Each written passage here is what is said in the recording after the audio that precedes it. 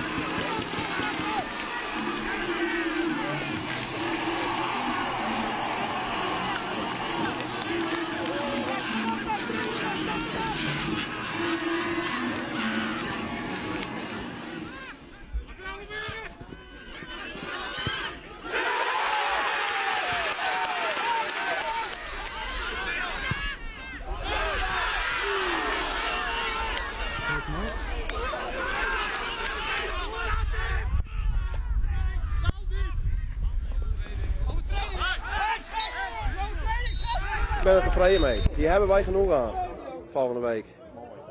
En de eerste helft ging niet zo geweldig, niet zoveel kansen en de tweede wel. Vandaar dat het de tweede helft wel lukte. Ik denk dat stukje mentaliteit, dat we achterkwamen en dat we echt moesten. Anders zitten we met 4 kampioenschappen en ja, we hebben ons er overheen gezet en we maken 2-2. En als het 10 minuten langer was, hebben we ook nog 3-2 gemaakt, maar klaar.